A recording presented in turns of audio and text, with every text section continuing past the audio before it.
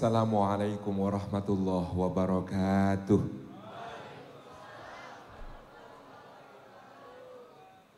Kalau tidak diiming-imingi memang kurang semangat ya. Mudah-mudahan yang menjawab salam semua Allah permudah urusannya. Allah bukakan pintu-pintu rezeki dari arah yang tidak disangka-sangka. Allah karuniakan pasangan yang solih dan solihah. Allah karuniakan keluarga yang sakinah, mawaddah, warahmah. Allah karuniakan saling qurratu a'yun sampai jannah. Maka inilah salam doa memohonkan keselamatan, rahmat dan berkah dari Allah. Assalamualaikum warahmatullahi wabarakatuh.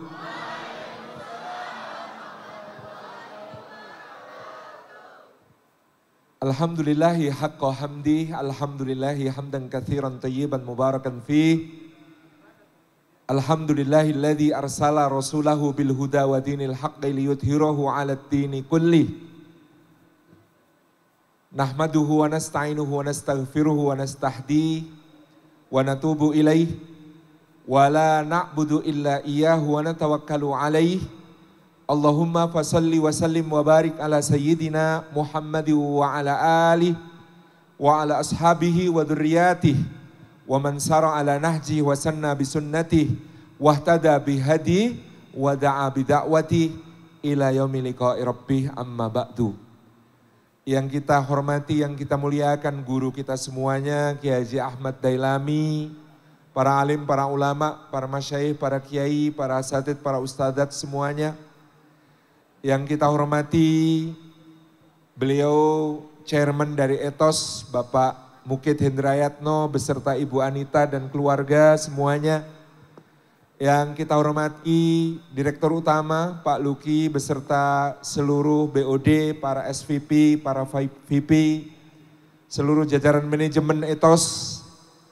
Yang kita hormati para tamu undangan, barangkali hadir berbagai tingkatan pimpinan instansi pemerintahan.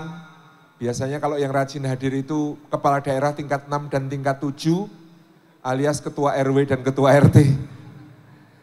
Teman-teman semuanya, keluarga besar Ethos, rekan-rekan yang luar biasa. Alhamdulillah, puji syukur kehadirat Allah.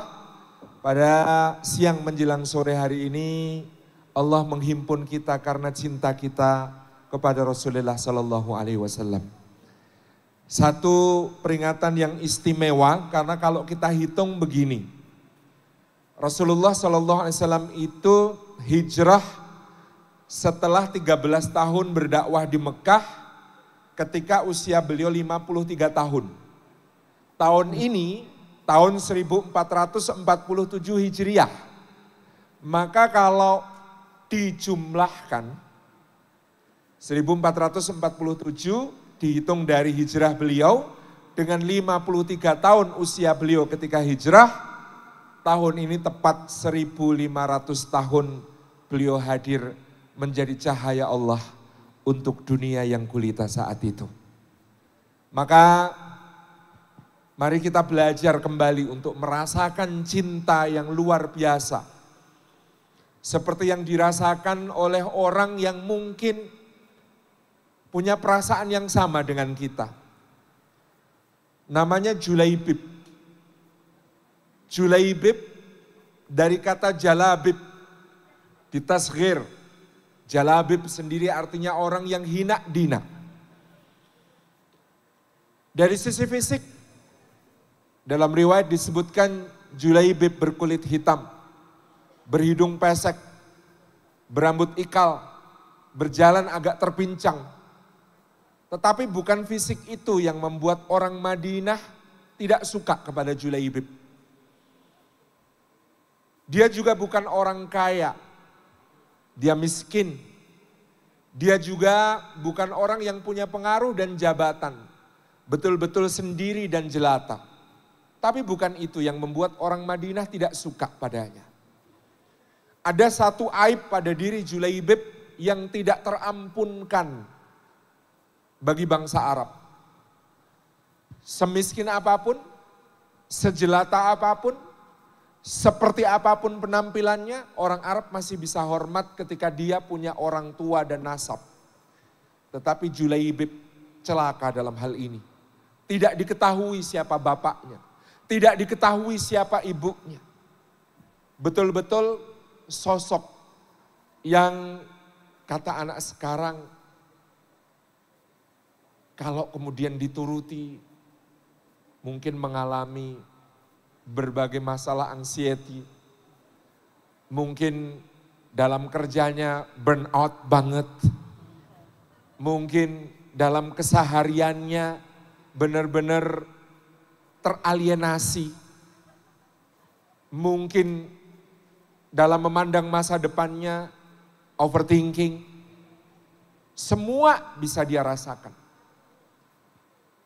Tapi bagi seorang Julaibib ada cinta yang begitu tulus. Ketika setiap kali dia berangkat untuk ke masjid,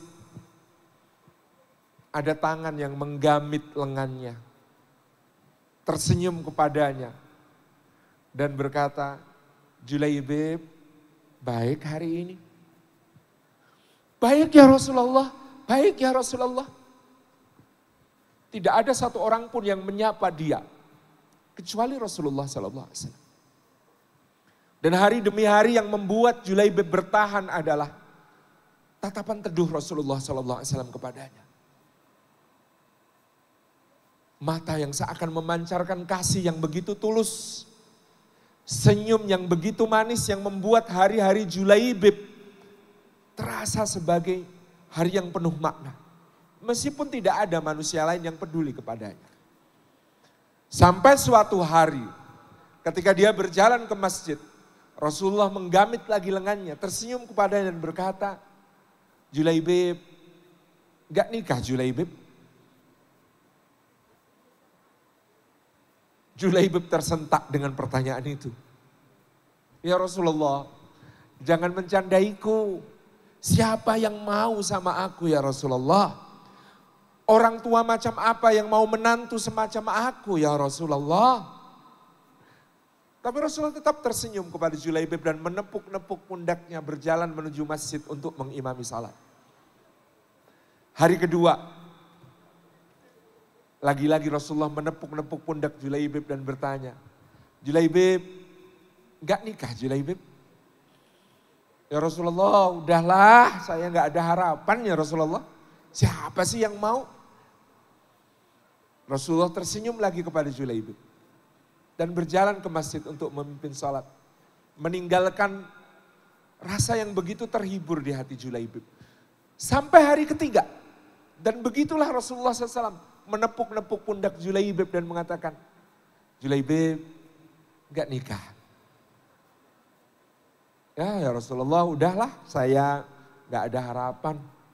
Habis sholat tunggu aku ya kata Nabi SAW. Habis sholat tunggu aku ya. Maka setelah sholat Julaibib menunggu di luar masjid dengan berdebar-debar. Apa yang hendak dikatakan Rasulullah kepadanya. Tapi Rasulullah menggandeng tangannya kemudian menuju ke rumah seorang pemuka Ansar. Pemimpin suku Khazraj. Yang nasabnya mulia. Yang rumahnya besar. Yang kaya raya memiliki kebun-kebun kurma yang luas. Dan Rasulullah masuk ke rumah itu diiringi Julaibib. Dan sang pemilik rumah dengan berseri-seri menyambut kedatangan Nabi SAW. Mereka duduk di meja makan, kemudian Rasulullah SAW bersabda,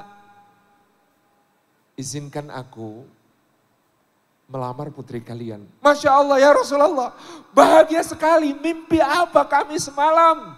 Putri kami dikehendaki oleh Rasulullah, betapa ini nikmat agung dari Allah Subhanahu wa taala yang luar biasa.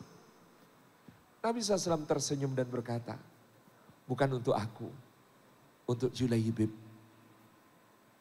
Bagaikan guntur di siang hari. Sang pemilik rumah tercekat tetapi kemudian mengatakan, mimpi buruk apa kami semalam ya Rasulullah. Nasib buruk apa yang menanti kami ya Rasulullah. Dosa apa yang kami perbuat sampai Rasulullah hendak menjodohkan putri kami yang bunganya orang-orang Ansar tercantik di kalangan suku Khazraj dengan seorang seperti Julaibib ya Rasulullah. Nabi SAW tersenyum dan kemudian terdengar suara lirih dari balik tirai. Suara seorang gadis. Wahai ayah, wahai ibu, bukankah ini perintah Rasulullah Sallallahu Alaihi Wasallam? Marilah kita mentaatinya. Aku yakin kalau Rasulullah memilihkan Julaibib sebagai suamiku, ini kebaikan untuk kita, kebaikan untuk keluarga kita.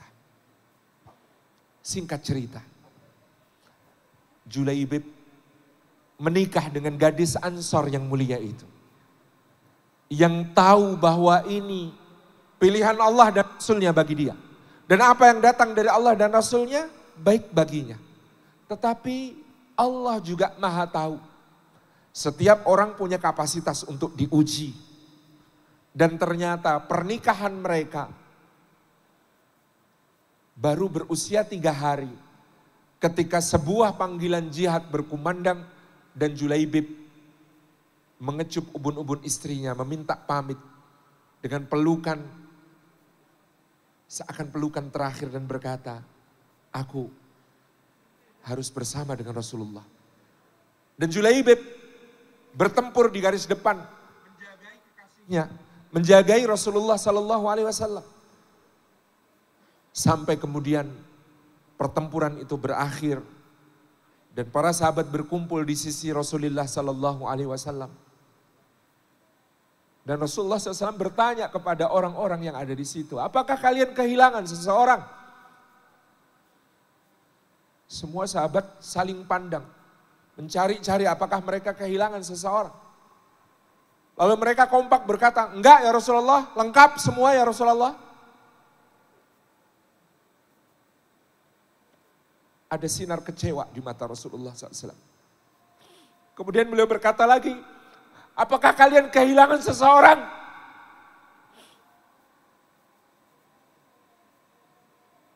Kita menunggu adzan sekarang. Allah.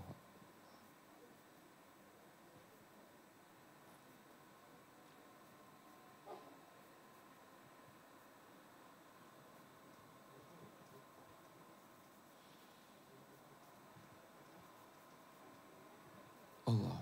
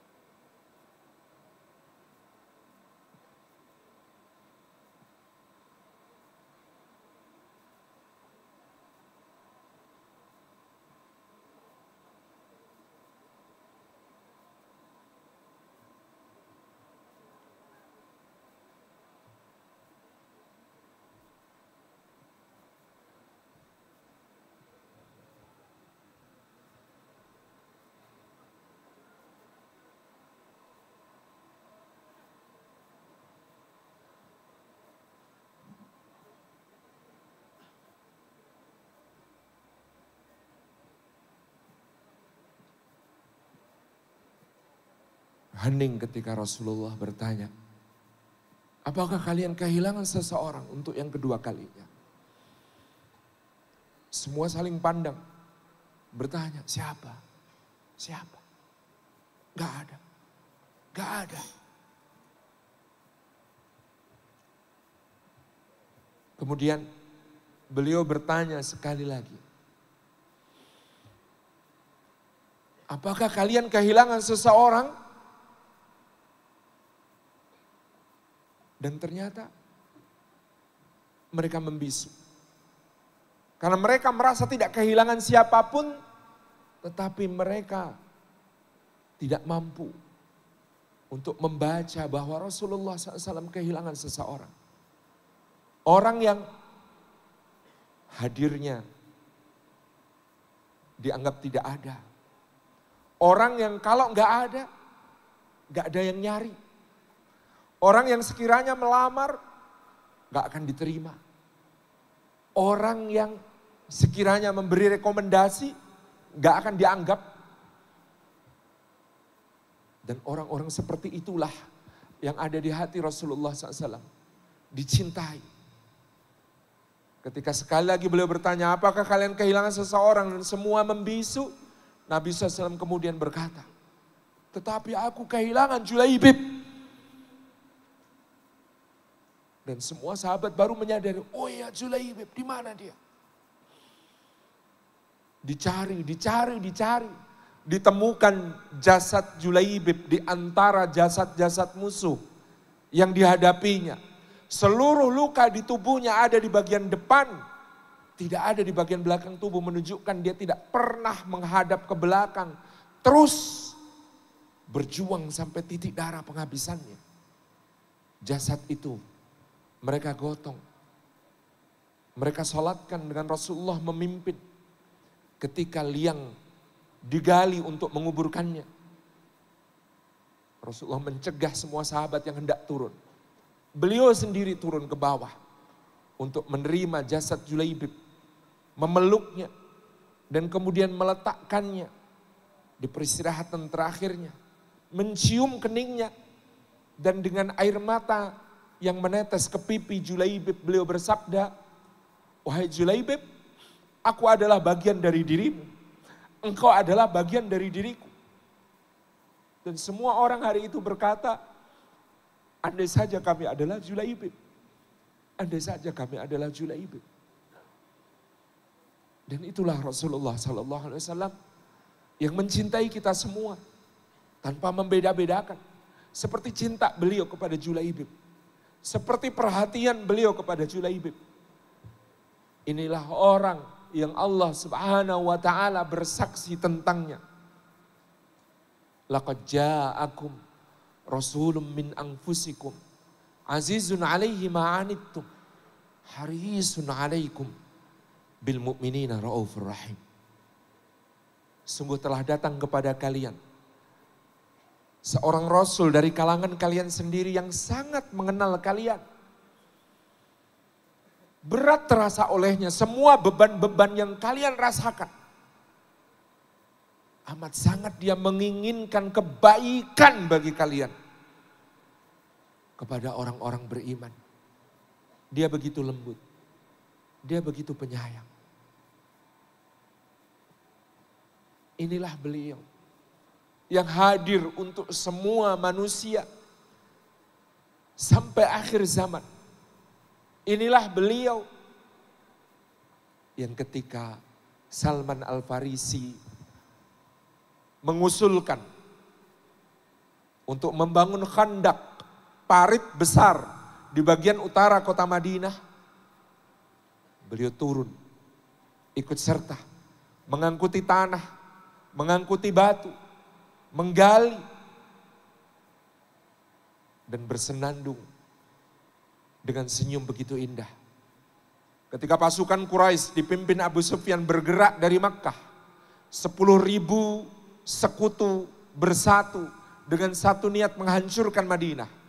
2.000 Yahudi Bani Quraidah bergabung untuk menikam dari belakang. Dan Salman mengatakan, kami kalau diserang seperti ini gak mungkin kami hadapi di tempat terbuka. Jumlah musuh terlalu besar. Gak mungkin juga kita bangun benteng, waktunya gak cukup. Maka kami membangun parit pertahanan ya Rasulullah. Kalau bagian selatan, timur, barat kota Madinah ini aman.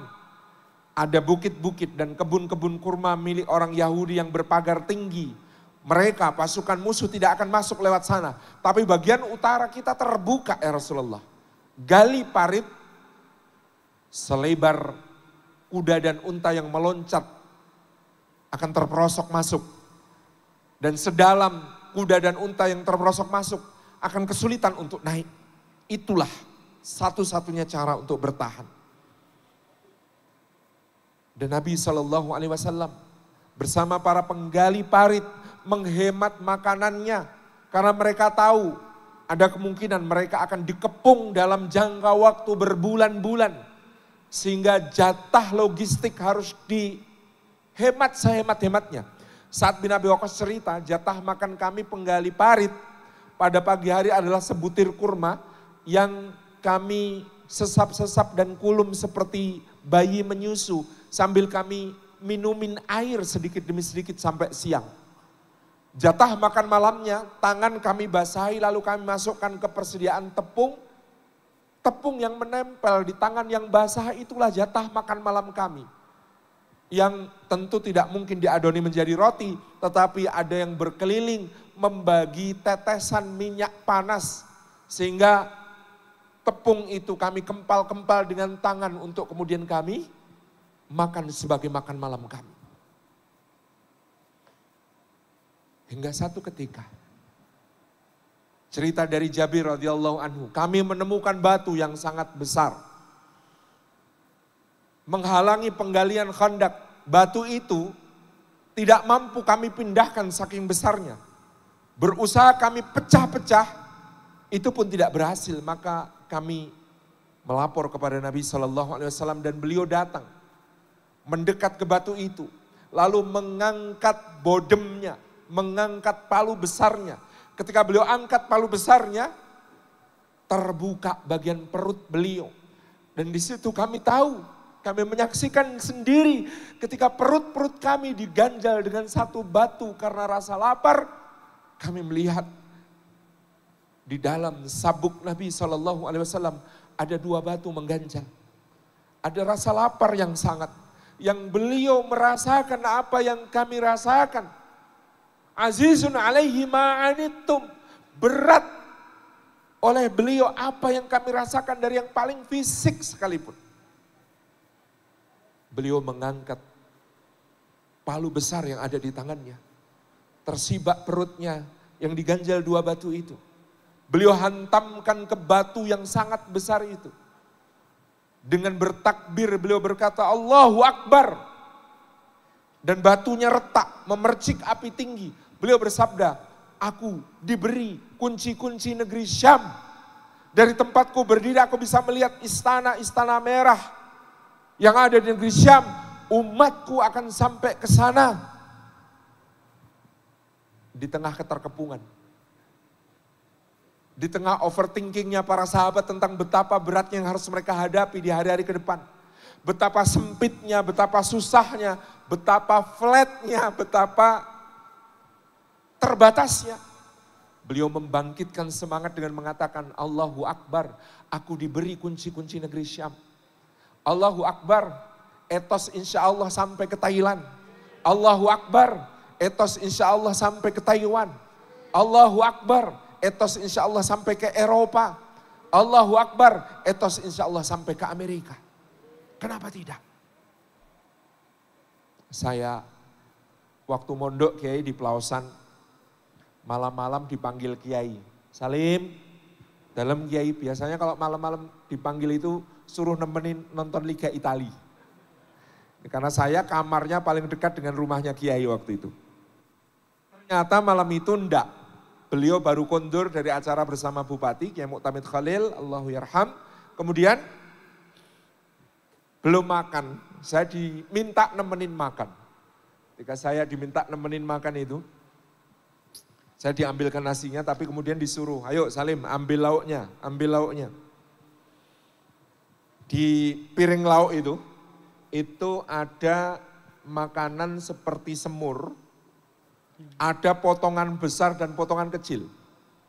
Ta'dziman li syekh, karena menghormati guru, saya itu ngambil yang kecil. Bismillah. Kemudian beliau mengatakan, ayo makan, makan. Beliau ngambil potongan yang besar. Setelah mulai makan baru saya sadar, potongan yang kecil itu daging sapi, potongan yang besar itu terong. Saya dalam hati, ya Allah salah, ya Allah salah. Mosok saya makan daging sapi, Kiai makan terong. Tapi karena sudah saya cowel-cowel, mosok mau tuker, gak mungkin. Saya dalam hati, ya Allah ampuni ya Allah. Tapi Pak Kiai tersenyum kepada saya dan mengatakan, ampuh teman ya Salim Dining ya. Guru saya ini asalnya dari Majenang. Jadi ya bersatu kita kompak, bicara kita ngapak kayak gue. Nah ketika itu kemudian beliau mengatakan, ampuh teman Dining ya Salim, ya mangani karo daging. Kok kayak bule, kayaknya siarap keliling dunia apa ya. Tahun 1997 kejadian itu. Dan Februari 2015 ketika mendarat pertama kali di Bandara Internasional San Francisco di Amerika Serikat, dan itu adalah benua kelima yang saya injak, saya nangis. Saya ingat betul, itulah doa seorang guru. Jadi tidak ada yang mustahil di sisi Allah. Kalau guru kita Gus Tailami Ridho ya, mendoakan kita, karyawan Etos nanti buka kantor cabang di New York. Amin. Karyawan Etos nanti ada yang ditugaskan buka cabang di Paris. Amin. Itu sesuatu yang bukan mustahil. Seperti ketika Rasulullah kemudian Allahu Akbar. Yang kedua batunya rekah, mercik api lebih tinggi. Aku diberi kunci-kunci Persia. Aku diberi kunci-kunci Persia. Dari tempatku berdiri aku bisa melihat istana putih di Madain. Umatku akan sampai ke sana. Lalu ketiga kalinya Allahu Akbar, pecah berantakan batu itu. Beliau mengatakan, aku diberi kunci-kunci negeri Yaman. Dari tempatku berdiri aku bisa melihat gerbang-gerbang San'a. Dan umatku akan sampai ke sana. Tetapi seorang sahabat namanya Jabir tadi gak tega lihat Rasulullah SAW. Pulang dia lari nemui istrinya, Dek, kamu masih punya apa Dek? Keluarkan Dek. Kenapa Mas? Kata istrinya. Aku melihat pada diri Rasulullah SAW satu kelaparan yang gak akan bisa ditanggung oleh orang selain beliau Dek. Ada 2 batu mengganjal perut Rasulullah SAW. Ayo Dek, yang kamu punya apa? Keluarkan Dek. Aku cuma punya segenggam tepung Mas. Dan seekor anak kambing kita yang tersisa. Kata sang suami, Dek, adoni tepung itu, jadikan roti Dek. Aku akan menyembelih cempenya, anak kambingnya. Jadi memang cempe itu, kambing itu tidak mengandung kolesterol Kiai. Kambing itu mengandung cempe gitu. Kambing tidak mengandung kolesterol, kambing hanya mengandung cempe gitu ya. Itu disembelih, dikuliti, dimasak. Akhirnya jadi 1 kuali masakan daging dan beberapa lembar roti. Segera Jabir menghadap kepada Nabi SAW yang masih bekerja bersama sahabat. Menggali parit dan berbisik ke telinga Nabi SAW. Ya Rasulullah, berkenan ke rumah ya Rasulullah. Ada sedikit makanan untuk engkau ya Rasulullah. Monggo berkenanlah makan di tempat kami. Tanpa diduga oleh Jabir, Rasulullah teriak, wahai semua penggali parit, ayo ke rumah Jabir, dia menjamu kita. Kata Jabir, celaka. Nanti Jabir akan ditanya, ada berapa penggali Khandaq hari itu? Satu riwayat menyebut 300, satu riwayat menyebut 500, satu riwayat menyebut 1.500 orang. Dan semua diajak Rasulullah SAW untuk datang ke rumah Jabir. Maka dia tergopoh-gopoh mendengar ini, celaka Dek, celaka. Ada apa Mas? Rasulullah mengajak semua orang datang ke sini, celaka kita makanannya cuma sedikit. Istrinya seorang mukminah, salihah, qanitah, hafidhah. Dia tanya, Mas, bentar. Yang ngajak kamu apa Rasul? Pertanyaannya, yang ngajak kamu apa Rasul? Kata suaminya, Rasulullah Dek. Yakin. Yakin pakai qaf. Nyekluk. Yakin. Iya dek. Kalau yang ngajak Rasulullah, tenang mas. Yang ngajak yang tanggung jawab. Yang celaka kalau yang ngajak kamu. Karena kamu gak punya mujizat. Dan benar Rasulullah datang. Masuk ke dapur. Kemudian bersabda kepada Jabir dan istrinya, kalian duduk situ saja. Biar aku yang melayani sahabat-sahabatku, jangan buka tutup makanannya. Suruh mereka masuk 10-10. Udkhulu ashran, masuk 10 orang. Rasulullah bagikan rotinya dari ciduk daging ditumpahkan ke atasnya. 10 orang sudah ngambil, keluar, ganti 10 orang. Masuk lagi 10 orang, masuk lagi 10 orang, masuk lagi 10 orang. Semua makan, kenyang. Kemudian Rasulullah memberi kepada Jabir dan istrinya untuk makan. Beliau makan bersama mereka. Menikmati hidangan itu, kemudian tersenyum. Mendoakan kebaikan untuk Jabir dan istrinya keluar. Lalu Jabir cerita, aku buka lagi wadahnya saat itu, makanan itu masih utuh seperti semula. Pertanyaannya, yang dimakan tadi dari mana? Itulah karunia Allah Subhanahu wa taala. Itulah mukjizatnya Rasulullah. Dulu saya kecil membaca cerita ini kagum, kok bisa makanan kayak gitu nyukupi 1.500. Tetapi begitu saya makin tambah umur, saya lebih kagum lagi kepada Rasulullah SAW yang selalu membangkitkan optimisme umatnya. Yang tidak pernah berhenti untuk bersama dengan umatnya. Di saat mereka lapar, beliau lapar. Dan ketika tiba saatnya untuk seneng, senengnya bareng. Dan bahkan ketika tiba saatnya untuk seneng, beliau memilih untuk yang terakhir seneng. Dan ketika bersama umatnya untuk seneng, beliau memilih untuk menjadi yang melayani umatnya di situ. Sampai selesai. Apakah kita cemburu kepada para sahabat yang dilayani Rasulullah, dicintai Rasulullah? Insya Allah kita akan merasakan. Mudah-mudahan kita semua termasuk orang-orang yang begitu dibangkitkan, akan disambut oleh Rasulullah SAW di Telaga Al-Kautsar. Disambut oleh beliau dan diberi minum dengan tangan beliau. Karena beliau sangat ingin untuk melayani semua umatnya. Insya Allah. Azizun alaihi ma'anittum. Harisun alaikum. Dan beliau sangat ingin kebaikan-kebaikan untuk umatnya. Dan untuk itu, beliau 40 tahun lamanya digelari Al-Amin. 40 tahun lamanya dipercaya. 40 tahun lamanya semua orang mengatakan yes. 40 tahun lamanya tidak ada yang meragukan sama sekali janji ataupun ucapannya.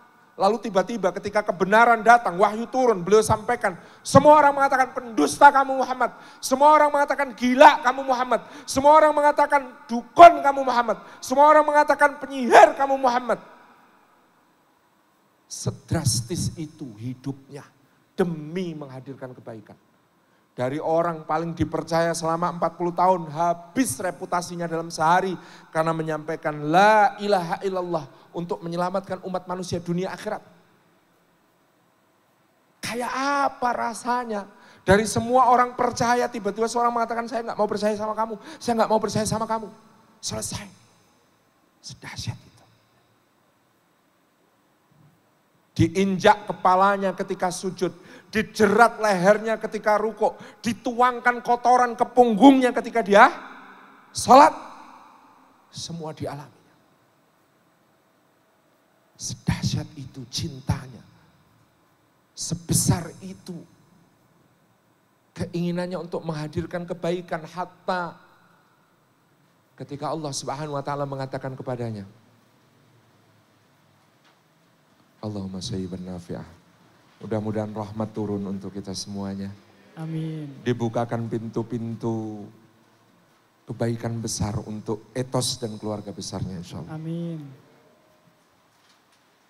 Ketika Allah mengatakan, innal ladzina kafaru sawa'un 'alaihim a'andzartahum am lam tundzirhum la yu'minun. Hai Muhammad, orang kafir memang begitu. Kamu kewajibannya cuma menyampaikan saja kok. Kalau mereka diberi peringatan atau tidak diberi peringatan, memang sama saja. Mereka nggak mau beriman ya Muhammad. Kata Nabi SAW kepada Rabbnya, ya Rabbi, kalau diberi peringatan atau tidak diberi peringatan sama saja bagi mereka, izinkan hamba tetap memberi peringatan. Maka inilah Nabi SAW yang kemudian pada suatu hari berbaring di pangkuan Aisyah. Dan Aisyah bertanya, wahai Rasulullah, adakah hari dalam hidupmu yang lebih berat daripada hari perang Uhud? Hari ketika engkau terluka, 3 cincin besi menusuk pelipis, darah bercucuran, gigi-gigimu patah, dikabarkan terbunuh, kehilangan para sahabat mulia. Kemenangan yang berubah menjadi kekalahan yang menyakitkan. Adakah hari yang lebih berat daripada hari Uhud? Maka Nabi menceritakan kisah di tahun ke-11 kenabian. Tahun yang sangat pahit. Baru selesai pemboikotan. Ketika dalam 3 tahun beliau bersama Bani Hashim, Bani Muthalib dan para sahabat harus mengungsi ke Syi'ib. Dan di Syi'ib mereka diboikot, tidak diajak berjual beli, tidak ada tolong menolong, tidak ada utang piutang, tidak ada nikah menikahkan. Diputus semua hubungan sosialnya oleh Quraisy dengan piagam yang dipasang di dinding Ka'bah. Lalu disusul wafatnya Khadijah, disusul kematian Abu Talib, dan di tahun ke-11 itu tidak ada lagi pelindung beliau di kota Mekah. Dan hampir tidak ada yang bisa diharapkan untuk masuk Islam di kota Mekah. Di tengah duka, di tengah sakit, di tengah lara, dan harapan yang nyaris tidak ada itu, beliau didampingi oleh Zaid bin Harisah menuju ke Taif, berjalan kaki 92 km ke tenggara, menaiki bukit-bukit batu, menuju sebuah kota yang 3 hari 3 malam beliau ajak kepada Islam. Beliau sapa setiap orang, beliau ketuk semua pintu, beliau ajak bicara, sampaikan ayat Allah kepada mereka. Tapi di hari ketiga mereka berkumpul, mengolok-olok, semua berbaris, orang-orang tidak waras dan anak-anak kecil taruh depan, melempari beliau dengan sampah, dengan buah-buah busuk, dengan batu-batu kerikil, mengejar-ngejar beliau keluar dari kota Taif. Dan sebuah batu tajam mengenai kaki beliau, terbuka lukanya. Jibril berbisik di telinga beliau sallallahu alaihi wasallam, ya Rasulullah, seandainya darah itu menetes ke bumi, niscaya Rabbmu murka dan kaum ini akan ditimpa azab. Maka tangan beliau ditangkupkan ke luka, dipegang erat-erat sambil menjawab Jibril, wahai Jibril, aku ingin diutus sebagai pembawa rahmat, bukan diutus sebagai penyebab azab. Dipegang luka itu erat-erat, jangan sampai darahnya menetes ke bumi. Dikejar dan terus dikejar. Berlindung beliau di sebuah kebun. Di situ bersandar, beliau menengadahkan tangan ke langit. Beliau mengadu kepada Allah, dan tahu apa yang beliau adukan? Beliau mengatakan, Allahumma inni asku ilaika dha'fa quwwati wa qillata hilati. Mungkin kalau kita disakiti, didolimi, dianiaya, diusir, dihinakan, dilecehkan, kita mengatakan, ya Allah, lihat perbuatan mereka kepadaku ya Allah. Tapi yang dikatakan Rasulullah SAW adalah, Ya Allah, aku adukan padamu lemahnya kekuatanku, sedikitnya daya upayaku ya Allah. Aku adukan kepadamu lemahnya kekuatanku, sedikitnya daya upayaku. Kemuliaan macam apa yang di hati orang semacam ini? Cinta macam apa yang setulus ini?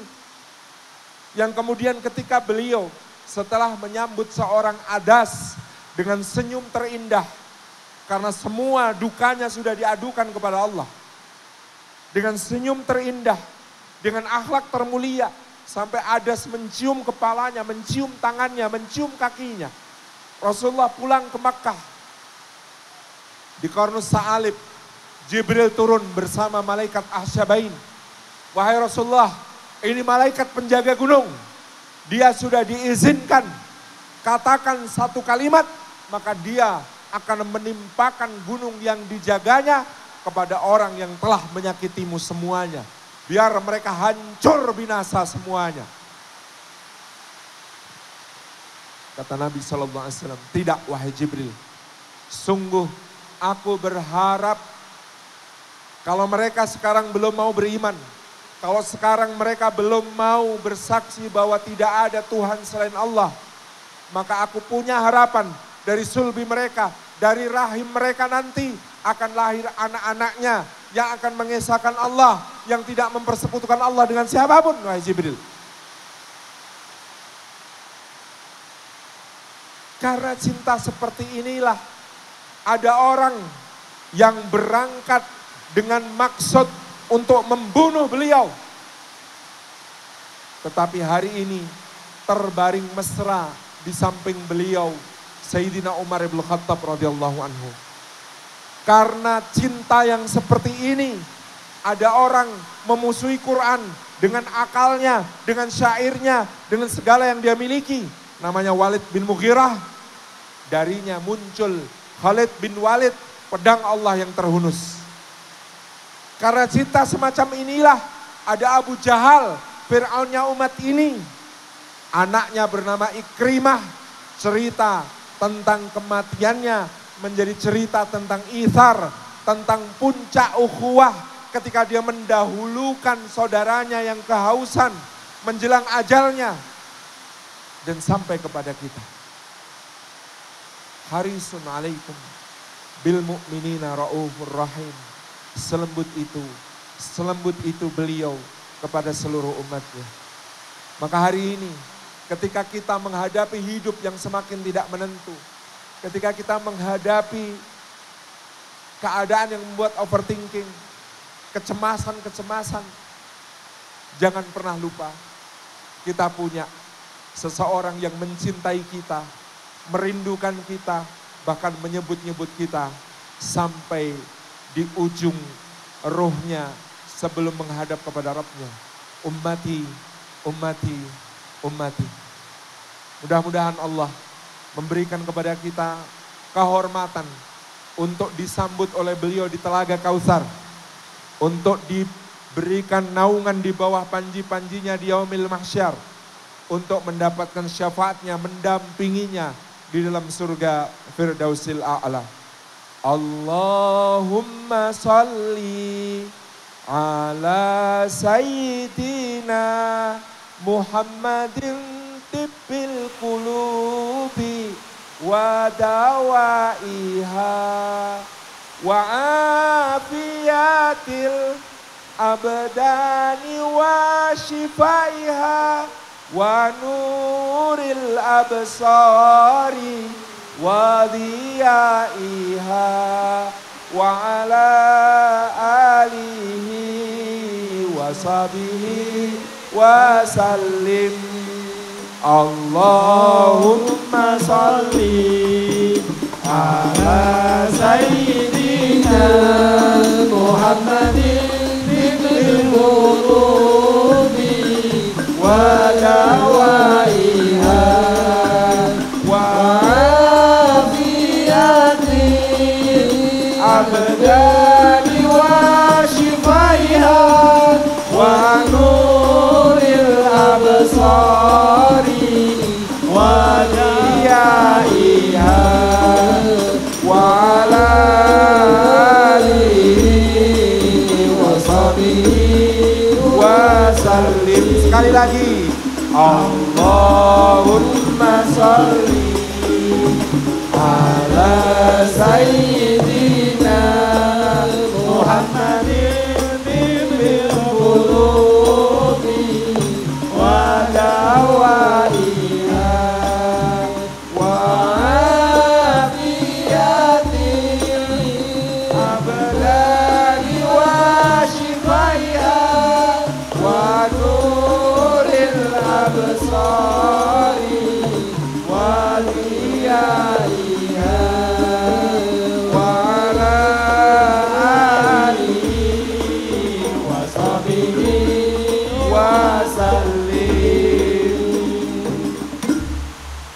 Terima kasih, mudah-mudahan kita mengingat pesan dari lagu tadi yang disampaikan. Tadi lagunya Seluku-Seluku Batok. Itu sebenarnya ada versi Arabnya. Seluku-Seluku Batok, Usluk-Usluk Batnak. Batoke elailo, Batnuka la ilaha illallah. Si Romo menyang Solo, siru ma yasilu. Oleh-oleh payung moto, la ilaha illallah, fayamut. Seluku batok, usluk batnak. Terus tempuh jalan pada batinmu. Batnuka la ilaha illallah, karena batinmu adalah tidak ada sesembahan, tidak ada yang kemudian mencipta, mengatur, memberi rizki, memiliki, menguasai semua urusan kecuali Allah. Siru maya silu, berjalanlah terus sampai kita memiliki urusan yang menyambungkan kita dengan Allah. La ilaha illallah fayamut, la ilaha illallah, sampai kita mati untuk bertemu dengan Allah Subhanahu wa taala. Wallahul muwaffiq ila aqwamit thariq. Assalamualaikum warahmatullahi wabarakatuh. Waalaikumsalam warahmatullahi wabarakatuh. Terima kasih Ustadz Salim atas materi yang disampaikan, begitu sangat luar biasa. Fadilah-fadilah yang kita petik semoga kita bisa amalkan di kehidupan kita sehari-hari. Untuk berikutnya mungkin sesi tanya jawab, Ustadz. Iya, maksimal 3 nggak apa-apa. 2. Oke, kita diberi kesempatan untuk 2 pertanyaan ya teman-teman semua. Barangkali dari teman-teman laki-laki ada yang mau ditanyakan? Oh ya, oke. Mohon teman-teman panitia bisa dibantu untuk mikrofonnya ya.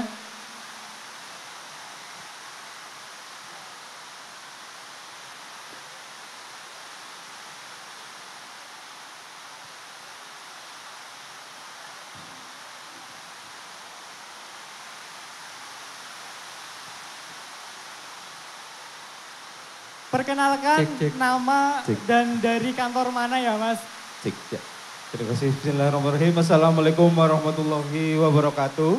Waalaikumsalam warahmatullahi wabarakatuh. Ya, sebelumnya perkenalkan, saya Alfian Panji Prasetya dari kantor Pasar Manis. Nah, sebelumnya izin bertanya Pak Ustadz. Nah, saya kan seorang yang awam terkait agama. Nah, kemudian saya masuklah ke dalam sebuah pertemanan, di mana di sana itu teman-teman saya berasal dari pondok. Nah, di situ ada yang namanya sebuah pertanyaan dari saya, sebuah sholawat Nabi itu adalah suatu sunnah yang dianjurkan seperti itu. Nah, kemudian dan sholat itu adalah suatu hal yang wajib. Nah, pertanyaan saya yang pertama, apabila orang itu melakukan sholawat, selalu melakukan sholawat, tetapi meninggalkan sholatnya. Nah, itu apakah kewajibannya itu bisa ditutupi dari sunnahnya atau bagaimana? Kemudian yang kedua, apabila kita melakukan sholawat tapi tidak melaksanakan sholat, dan sedangkan sholat itu adalah perintah Allah yang wajib seperti itu. Apakah kita itu menduakan Tuhan kita, Allah Subhanahu wa taala, dan lebih memilih Rasul atau bagaimana? Terima kasih. Oke, terima kasih Mas Alfian dari kantor Pasar Manis. Ditampung dulu atau langsung dijawab? Tampung dulu, oke. Oh ya, perempuan boleh 1 ya? Ada nggak nih? Dari teman-teman perempuan? Ada yang mau tanya? Iya, monggo Bu.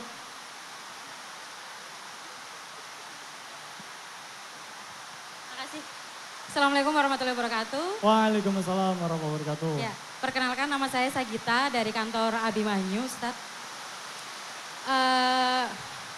Ini sejalan dengan buku yang Ustadz rilis, yaitu Agar Bidadari Cemburu Padamu. Masya Allah. Jadi saya sebelumnya Ustadz, ketika saya membaca ada flyer yaitu tentang Ustadz Salim Al-Villa, saya berusaha membaca biografi Ustadz dan menemukan sebuah buku yang menarik perhatian saya, yaitu tentang pernikahan Ustadz. Karena gini Ustadz, dewasa ini untuk anak-anak Gen Z ya terutama, bahwa menyikapi sebuah pernikahan itu dengan kondisi yang mungkin lingkungan sekitar, keluarga, teman, sahabat yang menerima pernikahan dengan tidak baik Ustadz. Punten seperti perceraian, KDRT, perselingkuhan dan lain-lain. Sehingga ada perasaan dari para Gen Z ini yang mana jadi pesimistis untuk menikah Ustadz. Nah, akhirnya bagaimana sibuk memperbaiki diri, sibuk bagaimana menilai pasangan atau diri kita sendiri. Oh kayaknya saya belum pantas atau belum bisa memantaskan diri. Karena lingkungan gitu Ustadz, baik itu dari keluarga maupun sahabat. Nah bagaimana cara menyikapi bahwa sebuah pernikahan itu adalah janji suci dan ibadah yang panjang untuk bisa kita lalui. Terima kasih. Wassalamualaikum warahmatullahi wabarakatuh. Waalaikumsalam warahmatullahi wabarakatuh. Terima kasih Ibu Sagita dari kantor Abimanyu atas pertanyaannya. Jadi ada 2 pertanyaan Ustadz dari Mas Alfian dari kantor Pasar Manis, yaitu terkait dengan dirinya yang masih awam terkait dengan agama dan ingin mendapatkan pencerahan terkait lebih baik mana sih sholawat atau sholat kayak gitu. Baik, matur nuwun Mas Alfian atas pertanyaannya. Masya Allah, memang secara umum kita pahami sholat kewajiban kita kepada Allah yang tidak terganti. Artinya dia menjadi prioritas. Sedangkan sholawat adalah ungkapan cinta kepada orang yang mengajarkan sholat kepada kita.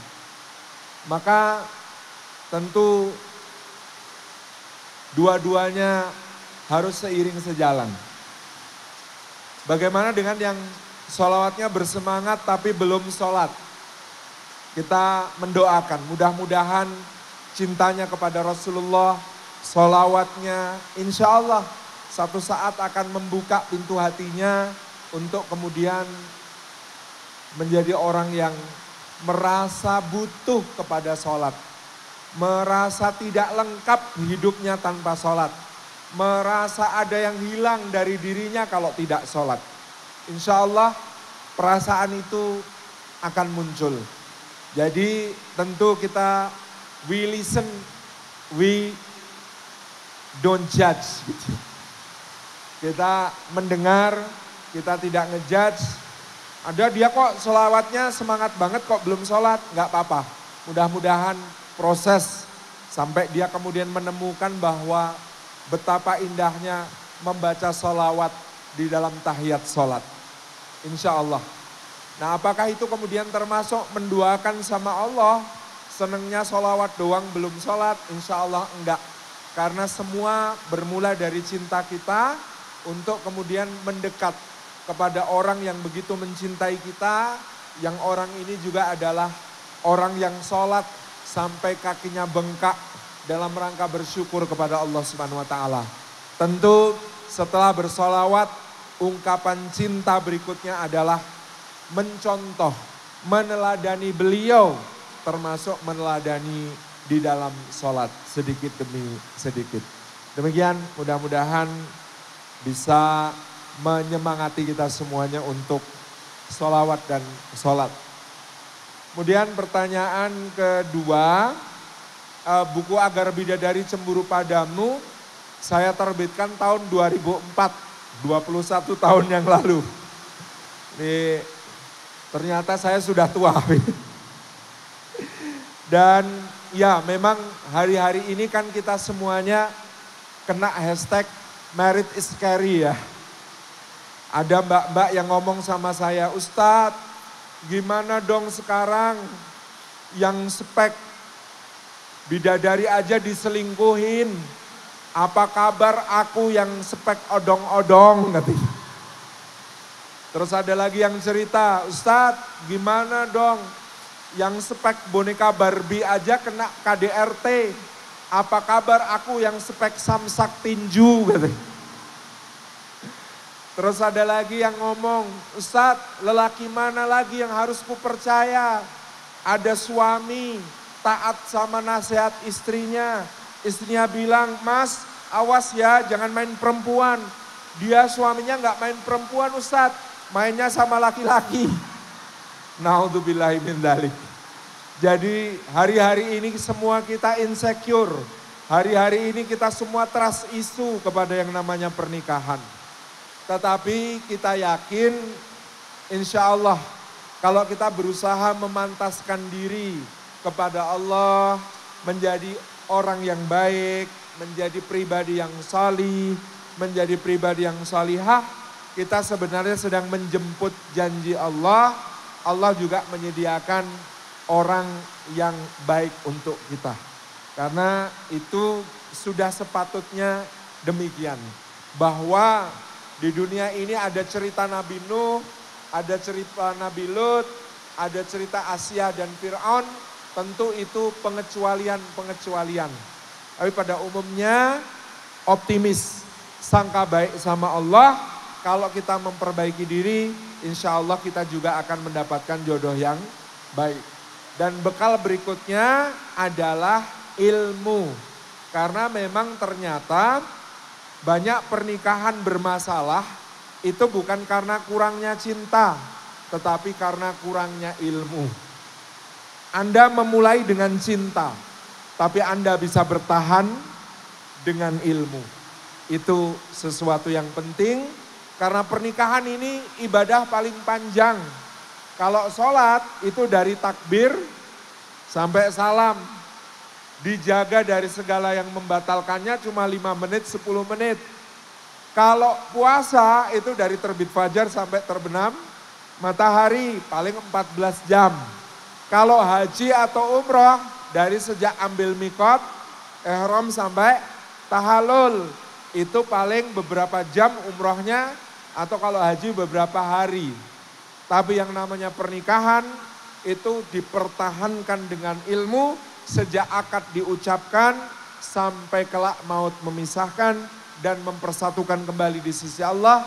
Udkhulul jannata antum wa azwajukum tuhbarun. Relationship goalnya adalah sambutan Allah, masuklah ke dalam surga, kamu dan istrimu digembirakan. Jadi mulai dengan prasangka baik sama Allah, niat yang baik, jemput jodoh terbaik, kuatkan dengan ilmu. Insya Allah, Allah memberkahi. Kapan-kapan boleh ikut acara bahagianya merayakan cinta. Terima kasih.